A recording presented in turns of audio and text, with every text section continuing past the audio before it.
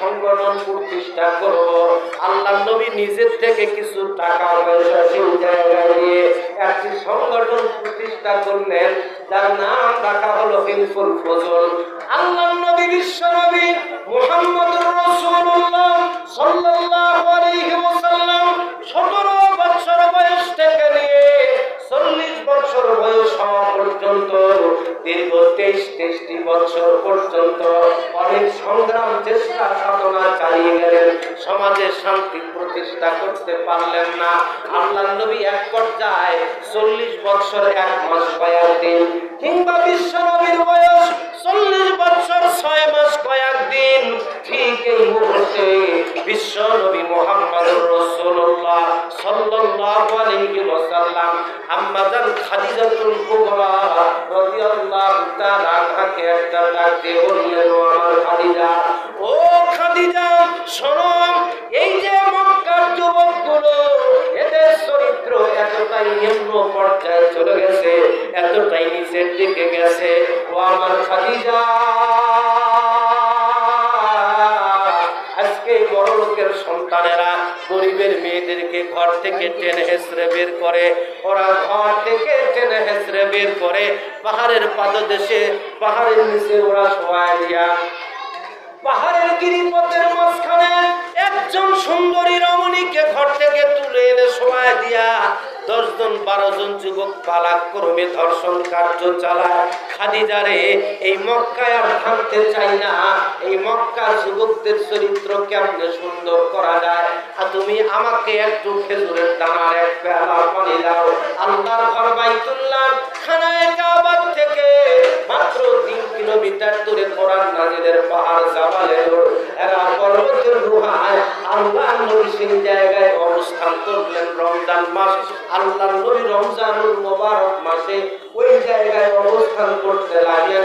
সবে কদরের রাত্রিতে আমার আল্লাহ জিবরাইলকে কোরআনুল কারীমের সূরা আলাকের প্রথম 5টি আয়াত দিয়া বিশ্ব নবীকে জাবালে নূর তথা হেরা গুহায় নাজিল করলেন। জোরে কোন সুবহানাল্লাহ। মুআজ্জাজ হাজিরিন, আপনারা কাতার হয়ে বসেন, আলোচনা চলতে থাকবে, আর যারা আসতেছেন দয়া করে বসে যান, দাঁড়ায় থাকবেন না, কাতার হন। কাতারটা হবেন কিরকম? পূর্ব পশ্চিম, আমার দিকে মুখ দেন, এই দিকে সবাই মুখ দেন, শুধু একটা করে প্লেট কাটা, একটা করে মানুষ হাঁটা, 1 হাত বা একটু 1.5 হাত করে জায়গা ফাঁকা রেখে, 1 হাত বা 1.5 হাত করে জায়গা ফাঁকা রেখে রেখে আপনারা কাতার হন। গায়ের সাথে গা লেগে চাইপে চাপা ধরেন, একটু পরেই মানুষের ঢল নেমে যাবে, লোকজন আসতেছে, জায়গা পাবে না। আপনারা এক পাশ থেকে কাতার হন, আমাকে কথা বলতে দেন, কাতার হন, এই গ্যাপটা পুরো করে নেন, আগে আসেন, গ্যাপটা পুরো করে নেন। পশ্চিম পাশ থেকে পূর্ব পাশ পর্যন্ত কাতার হন, উত্তর দিকে মুখ দেন, আমার দিকে তাকান, মানুষের দিকে দেখেন। মুআজ্জাজ হাজিরিন, তাহলে আমি কথা গোছায় নিয়ে আসতেছি।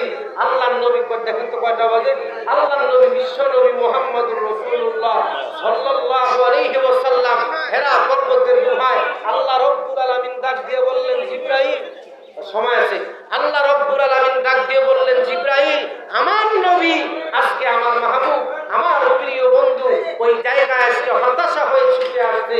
জিবরাইল, জলদি করে কোরআনুল কারীম নিয়ে আমার নবীর কাছে চলে যাও। আমার নবী যেই জায়গায় ব্যর্থ, আজকে আমার নবীর কাছে কোরআন নাযিল করে আমার নবীকে দিয়ে, এই কোরআন দিয়া সমাজের পরিবর্তন আনবো, মানুষের ভাগ্যের পরিবর্তন আনবো, মানুষের জীবন আর চরিত্র সুন্দর করবো কোরআন দিয়ে। জোরে বলুন সুবহানাল্লাহ। আওয়াজ দেবেন সুবহানাল্লাহ। মানে তোমার যে গলার আওয়াজ, তাতে মনে হয় তোমার তো ইফতার আগে খেয়ে দিয়ে তারপরে শোনার দরকার আছে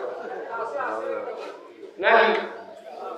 আমরা তো ডেইলি কথা বলি, আমাদের তো মাপ নাই, রমজান মাস নাই, আমরা ডেইলি কথা বলি। রমজান মাস কি আল্লাহর 12 মাসে ডেইলি চলে, হয় বড় প্যান্ডেলে, না হয় ছোট আয়োজনে, না হয় মসজিদে, না হয় হল রুমে, না হয় কোনো অফিসে, ডেইলি আমাদের যাইতেই হয়। মুআজ্জাজ হাজিরিন, অসুবিধা হচ্ছে? বলে হুজুর এগুলো কি কয়, ভালো না বলে কি কয় হুজুর, ওয়াজে জানা, হুজুর ওয়াজ জানা না, মানে ওয়াজ না করে কি করে খাবো আমরা? ওয়াজ এখনো 3-4 ঘন্টা করতে পারি, কিছুই হয় না। ওয়াজ না করে কি করবেন? একটা সাবানের দাম আগে আসলো 18 টাকা, লাখ সাবান, এখন ওটার দাম 60 টাকা এই পেটে খায় তাই ওয়াজ করি, কয়দিন পরে তো মানুষ গাল ধোয়ে বাদ দিবে, একটা সামানের দাম 60 টাকা। বুঝেন না? অসুবিধা হচ্ছে? তাহলে জোরে একটা তাকবীর দেন, লিল্লাহে তাকবীর। আরে জোরে আওয়াজ দেন, নারায়ে তাকবীর। আরো জোরে আওয়াজ দেন, নারায়ে তাকবীর, লিল্লাহে তাকবীর।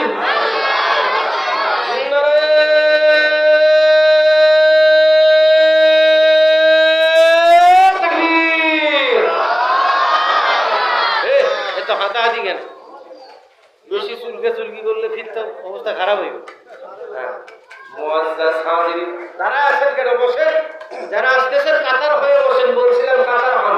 মুআজ্জাজ হাজিরিন, তাহলে আল্লাহর নবী কি দিয়া সমাজ পরিবর্তন করলেন? কোরআন দিয়া সমাজ পরিবর্তন করলেন। নবীর প্রতি কোরআন নাজিল করা হলো। বিশ্ব নবী বাড়িতে গেলেন, যাওয়ার পরে আল্লাহর নবী ভয় লাগলো। এবার শোনেন, জীবনে তো শোনেন নাই, শুনি যান। মুআজ্জাজ হাজিরিন, বিশ্ব নবী বাসায় চলে গেলেন। আম্মা জান খাদিজাতুল কুবরাকে ডাক দিয়ে বললেন, খাদিজা রে, আমার শরীরটা আজকে বেশি একটা ভালো নাই, আমার কেমন যেন কলিজাটা অস্থিরতা অনুভব করছে। ও আমার খাদিজা, আমাকে একটা কম্বল দিয়ে চাদর দিয়ে আমাকে ঢেকে দাও, চাদর মোবারক দিয়ে আমাকে আবৃত করে দাও, কম্বল দিয়ে ঢেকে দাও।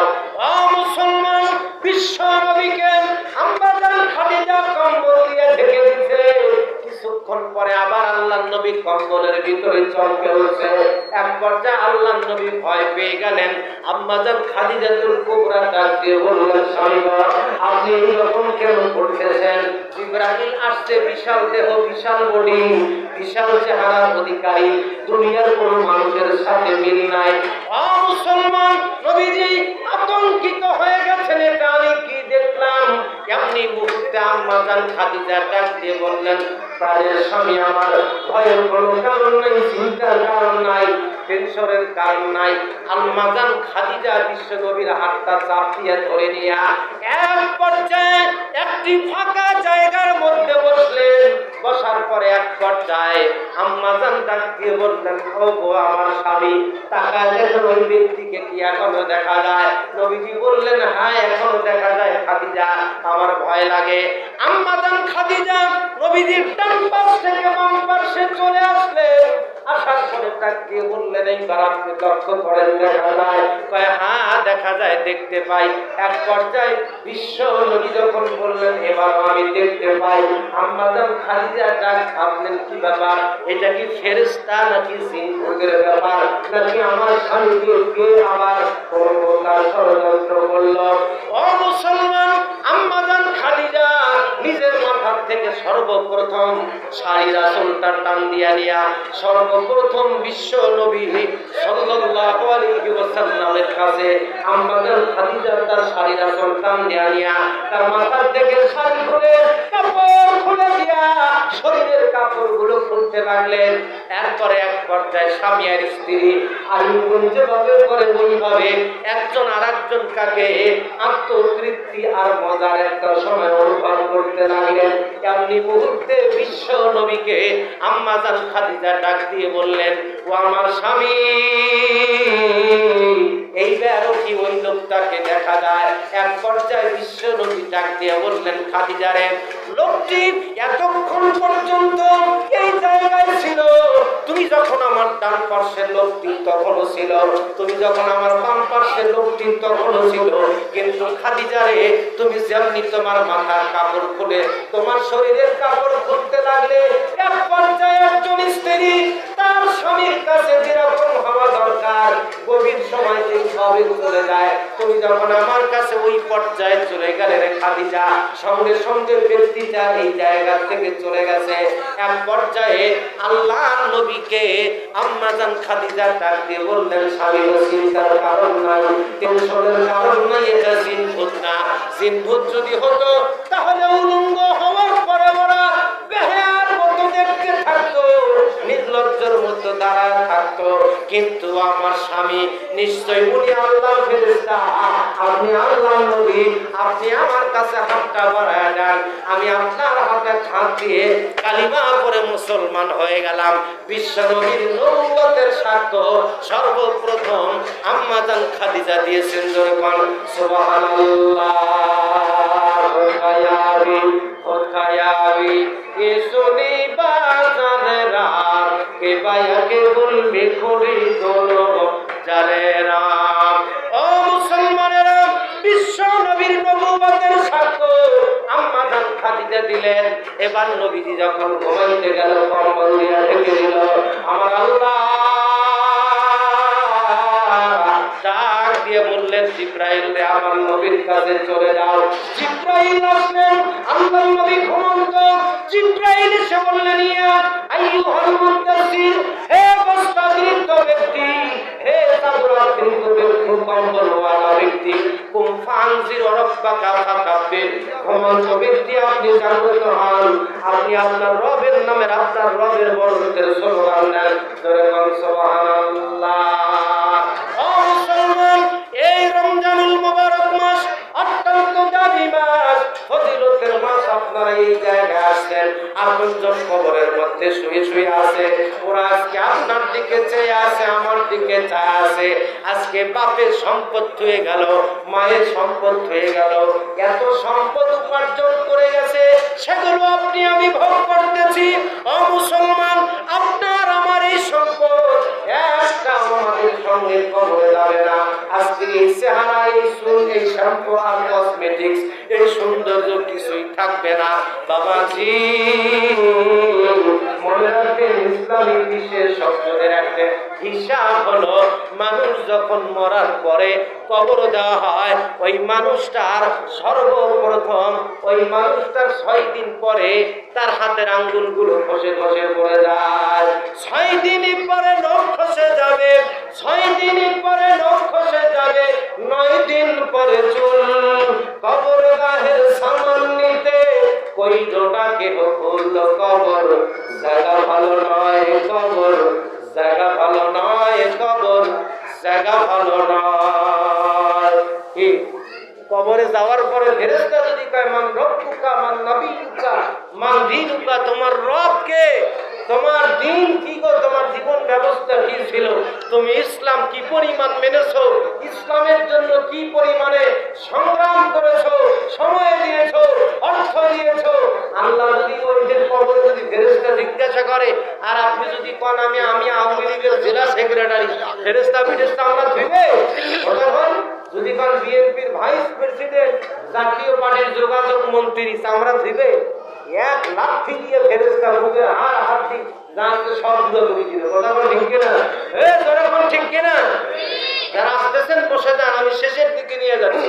আমার সাথে সবাই গাইতে থাকেন আর কাতার হয়ে বসে যান, চেপে চেপে বসেন। 6 দিন পরে নখ খসে যাবে, বলেন 6 দিন পরে নখ খসে যাবে, 9 দিন পরে চুল। কবর গাহের সামান নিতে কইল না কেউ ভুল, কবর জায়গা ভালো নয়, কবর জায়গা ভালো নয়, কবর জায়গা ভালো নয়। 17 দিন পরে পেট ফেটে যাবে, পোকার খাদ্য হবে। 60 দিন পরে গোশ থাকবে না, কঙ্কাল পড়ে রবে। 90 দিন পর হাড়গুলো সব খুলে খুলে পড়ে রয়, কবর জায়গা ভালো নয়, কবর জায়গা ভালো নয়, কবর জায়গা ভালো নয়। আমল দিয়ে কবর গৃহ, আমল দিয়ে কবর গৃহ সাজিয়ে নিতে হয়, কবর জায়গা ভালো নয়, কবর জায়গা ভালো নয়। কবরে গেলে আমল ছাড়া কিছুই যাবে না। কি বলেন আপনারা? আমল ছাড়া কবরে কিছু যাবে? যে বৌনি আপনি এতদিন সংসার করলেন, 42 বছর এক বিছানায় শুয়ে থাকলেন, দেদারসে বিনে হিসাবে বেহিসাবে 22টা বাচ্চা কাচ্চা জন্ম দিলেন। আপনি মরার পরে যদি আপনার এই বউকে যদি কওয়া যায়, 7টার মা ভাবি ভাই তো মরে গেল, 42